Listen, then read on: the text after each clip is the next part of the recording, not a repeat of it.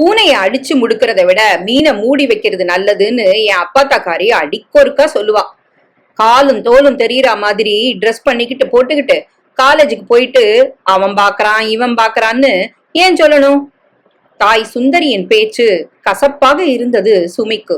Dress பண்ணா சுமிய போல பண்ணணும். சக மாணவிகளான தோழிகளே அதிசயமாக பார்த்து ஆச்சரியப்பட்டு போயினர்.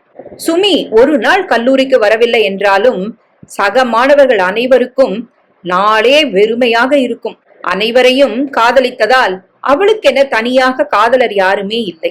ஒரு நாள் தன்னோடு படிக்கும் மாணவன் சிகன், சுமி ஒரு நாள் கூட உன்னை பார்க்காம என்னால இருக்க முடியலம்மா, லவ் அது இதுன்னு சொல்ல தோணல, நீ ஓகேன்னு மட்டும் சொல்லு, நம்ம கல்யாணம் பண்ணிக்கலாம் என கூறியதை கேட்டு, இத பாரு சிகன், ஆண் பெண் ஈர்ப்புங்கிறது இன்னைக்கு இல்ல, மனுஷன் தோணுற காலத்துல இருந்தே இருந்திருக்கோம்.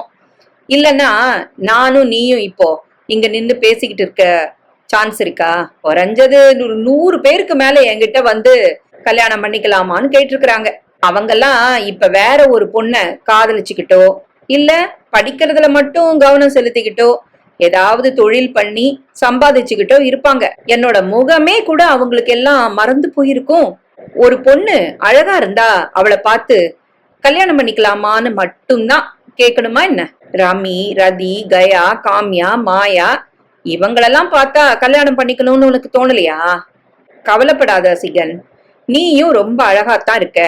நீ படிப்பை முடிச்சு வேலையில சேர்ந்த உடனே என்னை விட அழகான பொண்ணு உனக்கு கிடைக்கத்தான் போகுது.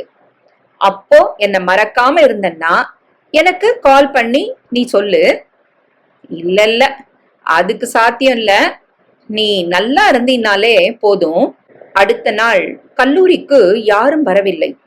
சுமியின் உயிரற்ற உடலை காண அவளது வீட்டின் முன் அனைவரும் கண்ணீருடன் குவிந்திருந்தனர்.